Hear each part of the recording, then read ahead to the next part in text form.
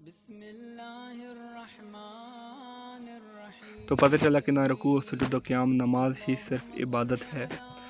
عبادت کی تو قسمیں رب نے اس قدر وسیع کر دی اور ہمیں بس یہ کہہ دیا کہ تمہیں عبادت کے لیے بنایا ہے۔ لیکن کیا کریں، یہ ہماری جہالت یا کم فہمی کی صرف نماز کو عبادت کا درجہ دیتے ہیں۔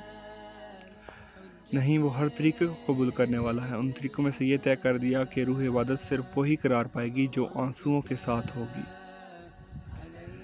جو اس کی بارگاہ میں حاضری کے وقت آنسو گریں گے وہی عبادت کی اصل روح ہے، مطلب رونا ہی روح عبادت ہے۔ اس عبادت کو عظیم عبادت سمجھا جائے گا جس میں رونا ہوگا، اور رونے کو لازمی رکھا، وہ بھی عبادت کے ساتھ۔ تو پھر وہ حدیث قدسی آپ کو یاد ہوگی، میں ایک چھپا ہوا خزانہ تھا، میں حسن ہوں، پردہ ہٹا حسن باہر آیا، کائنات کا ایک ایک ذرا چیخ اٹھا کہ حسن پردے سے باہر آیا ہے۔ ہر شے میں قدرت کا جلوہ نظر آیا، یعنی وہ حسین ہے، وہ حسین تھا، وہ پردے میں تھا، اس نے پردہ ہٹایا، سب ہستیوں کو جو حسن کے قریب تر تھیں ان سب کو اپنے سے دور کیا اور فرمایا کہ ہم عرش سے بھیج رہے ہیں۔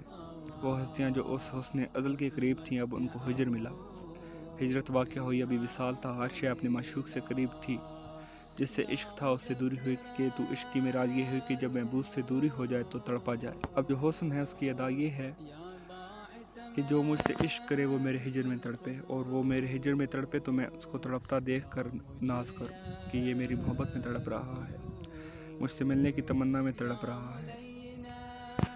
اس سے یہ ہے کہ امتحان لیتا جاتا ہے، کبھی پردہ ہٹاتا ہے، کبھی چہرے کو ظاہر کرتا ہے، کبھی جلوہ دکھاتا ہے، کبھی جلوے کو چھپاتا ہے، کبھی طور پہ بلا لیتا ہے، کبھی معراج پہ بلا لیتا ہے۔ یعنی اس کا یہی کہنا ہے کہ جتنا تڑپتے جاؤ گے اتنا تجسس بڑھتا جائے گا۔ ایک دن عشق کی معراج وہاں پہ آ کے ہوتی ہے کہ معشوق کی یاد میں عاشق اتنا تڑپے کہ بلک بلک کر رونے لگے، آنسو بہنے لگے۔ اللہ نے جب خود سے جدا کیا تو اسے معلوم تھا کہ یہ میرے لیے نہیں تڑپیں گے، اس دنیا کے لالچ و رنگینی میں یہ مجھ کو بھول جائیں گے، نہ مجھ سے محبت کریں گے، نہ میرے لیے روئیں گے، اب کیا کیا جائے؟ اب وہ چاہتا تھا کہ عشق کروائے، ایک مثال قائم کروائے، اس لیے قضائے قدر سے اول روز سے یہ طے کیا گیا کہ کربلا کا واقعہ ہو۔ یہ واقعہ کربلا اس لیے رکھا گیا، یعنی راز کربلا کیا ہے؟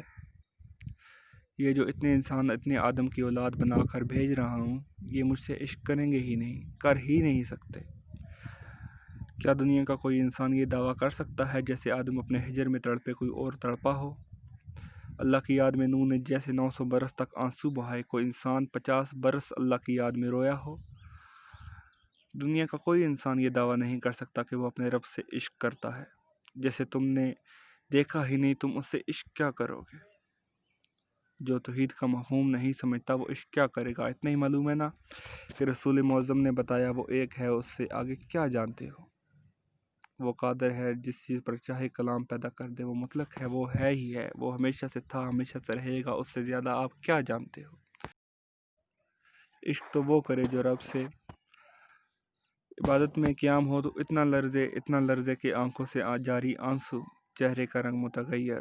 یہ عشق ہے، ایسا عشق وہی کر سکتا ہے جو رب سے یہ کہہ سکے کہ اگر یہ سارے پردے میری آنکھوں کے سامنے ہٹتے جائیں نا تب بھی یقین جہاں ہے وہی رہے گا۔ عشق تو یہ ہے کہ وہ آگے بڑھتے جائیں اور آواز آئے اور قریب اور قریب اور قریب، اتنا قریب کہ مابین فاصلہ صرف کعبہ کوسین جتنا رہ جائے۔